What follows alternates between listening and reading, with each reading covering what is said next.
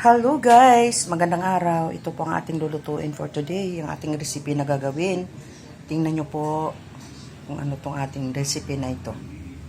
Tayo po ay magluluto ng sinigang sa bangus na may puso ng saging at may kangkong.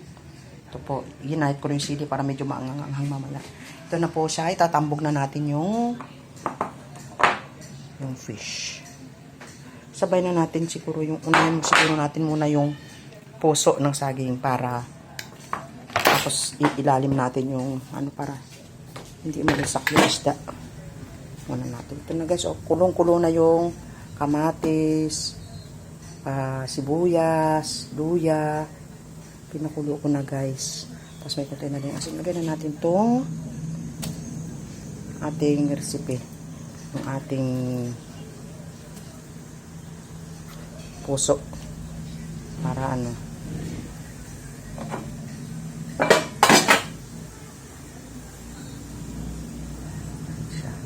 Tapos lagay natin mamaya sa next yung fish. Ito fish.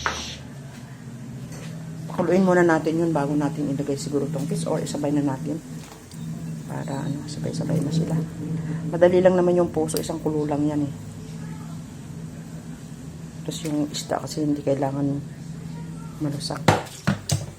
Ano siya guys, yan ang ating recipe today. Sinigang. Tapos lagyan na natin ng sili. Lagyan na rin natin yung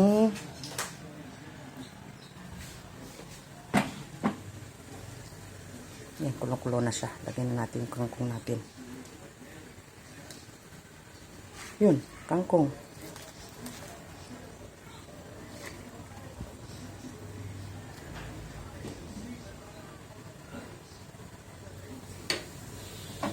Siya. Tapos haluin natin guys. Kuha tayo ng sandok. Sandok sa ating palayok. Siya.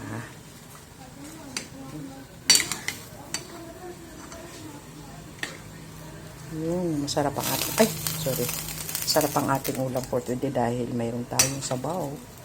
Kasi ilang araw hindi ako nakakaluto dahil alis ako ng alis. Ngayon lang ako makakaluto guys. So, ito yung ating recipe for today. Sinigang na bangus. Sinigang na may puso ng saging. Yan po siya. Tapos, lagyan na lang natin kung ano mang pang-asim natin mamaya dyan. Tingnan ko sa ref kung ano pang pang-asim ko. Yan na po ang ating recipe for today. Sinigang.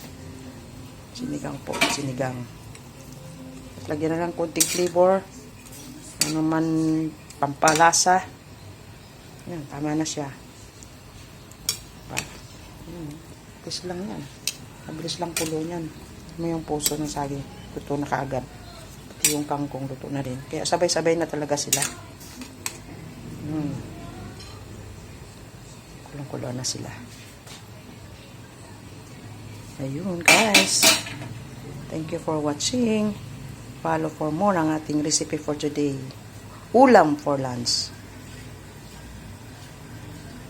Follow for more. More.